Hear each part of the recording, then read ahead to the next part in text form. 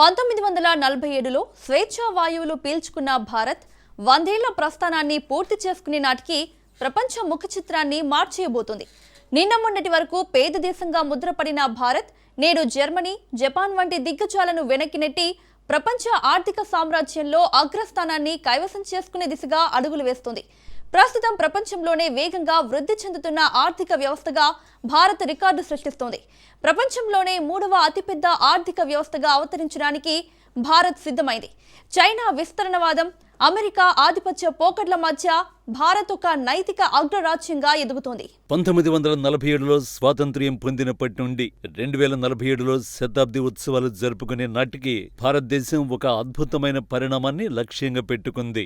భారతదేశం తన శతాబ్ది స్వాతంత్ర్య వేడుకలు జరుపుకునే 2047 నాటికి కేవలం ఒక అభివృద్ధి చెందిన దేశంగానే కాకుండా ప్రపంచానికి మార్గనిర్దేశం చేసే విశ్వ గురువుగా ఎదగాలని సంకల్పించింది. ప్రాచీన కాలంలో భారత్ విద్య, విజ్ఞానం, ఆధ్యాత్మికత, సంస్కృతిలో ప్రపంచానికి దిక్సూచిగా ఉండేది. ఇప్పుడు మళ్లీ అదే వైభవాన్ని సాధించడమే ఈ లక్ష్యం.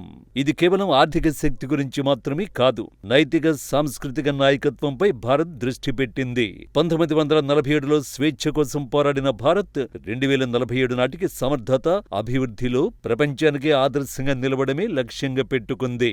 భారత్ అమెరికా, చైనాలను దాటి అగ్రగామిగా ఎదగడం అనేది కేవలం ఒక నినాదం కాదు, అది ఒక పక్కా ప్రణాళిక. ప్రస్తుత గణాంకాలు, భౌగోళిక రాజకీయాలు, సాంకేతిక వృద్ధిని పరిశీలిస్తే భారత్ ఏ విధంగా ఈ రెండు దేశాలను అధిగమించబోతోంది?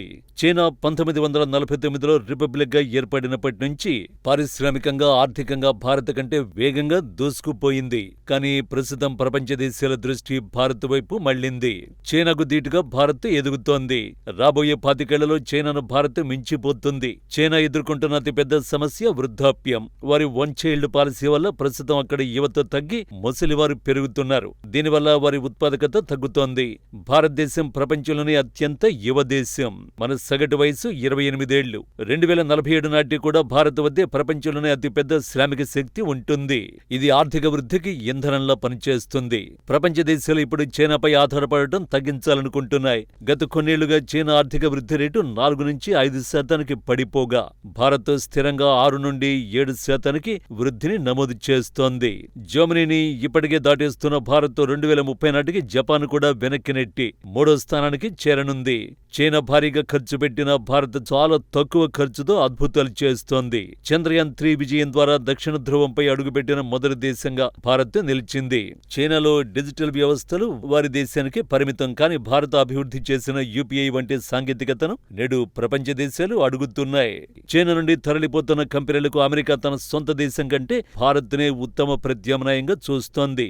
యాపిల్ తన తయారీని భారత్కు మార్చడం ఒక గొప్ప ఉదాహరణగా నిలుస్తోంది. చిప్ తయారీలో అమెరికా ఆధిపత్యాన్ని సవాల్ చేస్తూ భారత్ భారీ ఎత్తున పెట్టుబడులు పెడుతోంది.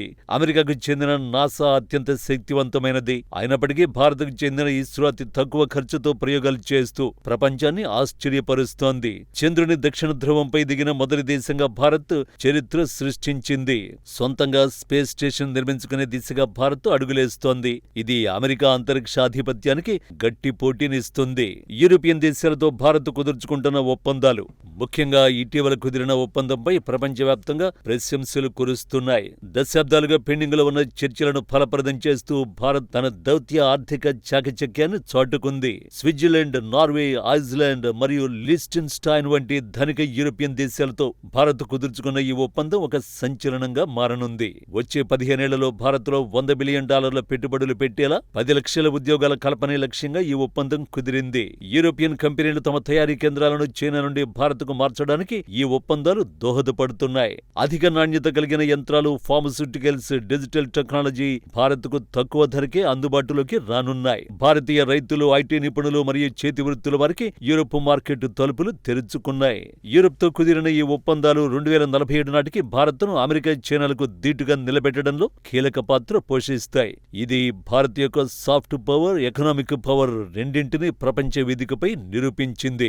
అమెరికా డాలర్తో పోలిస్తే రూపాయి అంతర్జాతీయకరణ అనేది 2047 నాటికి భారత్ సాధించాలనుకుంటున్న అతి పెద్ద లక్ష్యాలలో ఒకటి. డాలర్ ఆధిపత్యాన్ని సవాల్ చేస్తూ రూపాయిని ప్రపంచ కరెన్సీగా మార్చడానికి భారత్ అడుగులేస్తోంది. గతంలో విదేశాలతో వ్యాపారం చేయాలంటే డాలర్లే వాడాల్సి వచ్చేది. కానీ ఇప్పుడు భారత్ నేరుగా రూపాయిలో చెల్లింపులు చేసేలా ఒప్పందాలు చేసుకుంటోంది. రష్యా, యుఏఈ, శ్రీలంకతో సహా దాదాపు 20కి పైగా దేశాలు రూపాయిల్లోనే వ్యాపారం చేయడానికి అంగీకరించాయి. ఇటీవల యుఏఈ నుండి భారత్ కొన్న ముడి చమురుకు రూపాయిలోనే చెల్లింపులు చేయడం ఒక చారిత్రాత్మక విజయంగా చెప్పొచ్చు. రూపాయి బలానికి మన డిజిటల్ సాంకేతికత తోడవుతోంది. Singapore, UAE, France, Sri Lanka, Mauritius వంటి దేశాల్లో మన యూపీఐ పనిచేస్తోంది.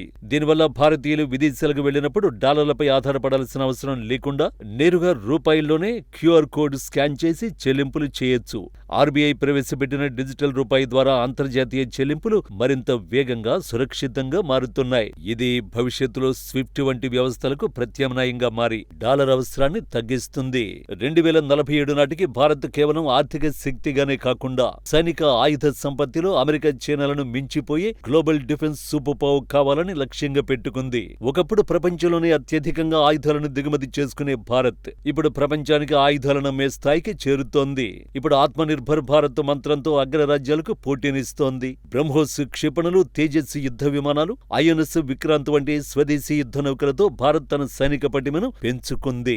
2047 నాటికి ప్రపంచంలోని టాప్ 5 ఆయుధ ఎగుమతిదారులలో ఒకటిగా నిలవడమే లక్ష్యంగా భారత్ పనిచేస్తోంది.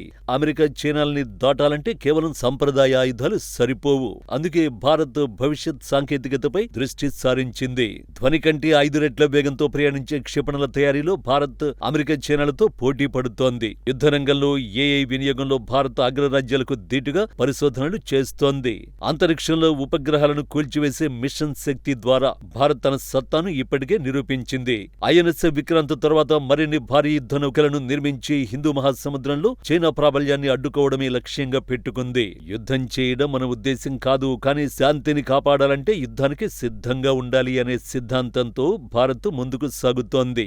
2047 నాటికి భారత రక్షణ వ్యవస్థను చూసి ప్రపంచం గర్వపడటమే కాదు, భయపడే స్థాయికి చేరుకుంటుంది. భారతదేశం తన శతాబ్ది స్వాతంత్ర్య వేడుకలు జరుపుకునే 2047 నాటికి కేవలం ఒక అభివృద్ధి చెందిన దేశంగానే కాకుండా ప్రపంచానికి మార్గనిర్దేశం చేసే విశ్వ గురువుగా ఎదగాలని సంకల్పించింది. ప్రాచీన కాలంలో భారత్ విద్య, విజ్ఞానం, ఆధ్యాత్మికత, సంస్కృతిలో ప్రపంచానికి దిక్సూచిగా ఉండేది. ఇప్పుడు మళ్లీ అదే వైభవాన్ని సాధించడమే లక్ష్యంగా పెట్టుకుంది. భారతదేశం 2047 నాటికి స్వాతంత్ర్యం పొంది 100 ఏళ్లు పూర్తి చేసుకుంటున్న సందర్భంగా దేశాన్ని అన్ని రంగాల్లో అగ్రగామిగా నిలపడమే లక్ష్యంగా భారత ప్రభుత్వం వికసిత్ భారత్ ఎట్ 2047 అనే బృహత్తర ప్రణాళికను రూపొందించింది.